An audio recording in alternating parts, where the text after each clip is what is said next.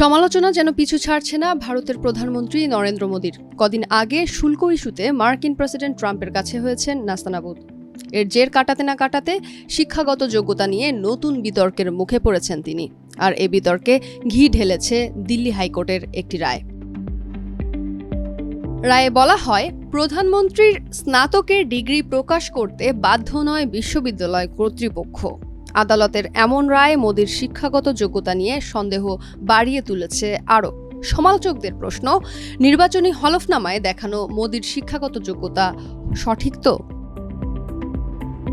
নির্বাচনী হলফনামায় নিজের শিক্ষাগত যোগ্যতা হিসেবে ১৯৭৮ সালে দিল্লি বিশ্ববিদ্যালয় থেকে বিএ ও ১৯৮৩ সালে গুজরাট বিশ্ববিদ্যালয় থেকে এমএ করার কথা উল্লেখ করেছেন নরেন্দ্র মোদী।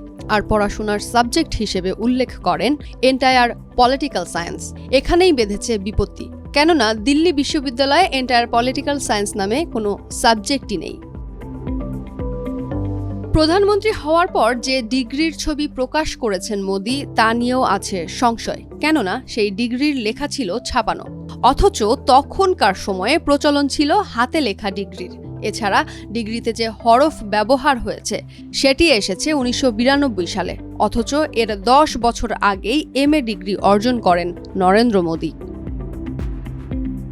মোদির শিক্ষাগত যোগ্যতা নিয়ে সমালোচকদের মনে এ সন্দেহের বীজটা অবশ্য বপন করেছেন খোদ মোদী।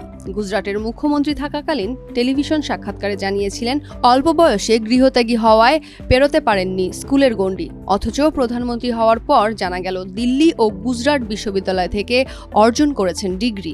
সেই ডিগ্রির প্রশংসাপত্রের অনুলিপিও প্রকাশ করে সরকার, জানিয়ে গত ১১ বছর ধরে চলছে বিতর্ক।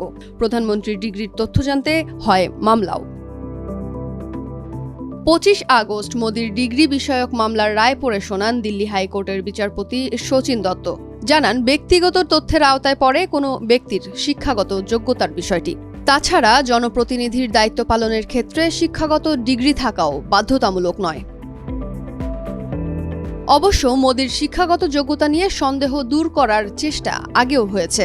তথ্য কমিশনের কাছে এসব খবর প্রকাশের দাবি জানিয়েছেন দিল্লির সে সময়কার মুখ্যমন্ত্রী অরবিন্দ কেজরিওয়াল।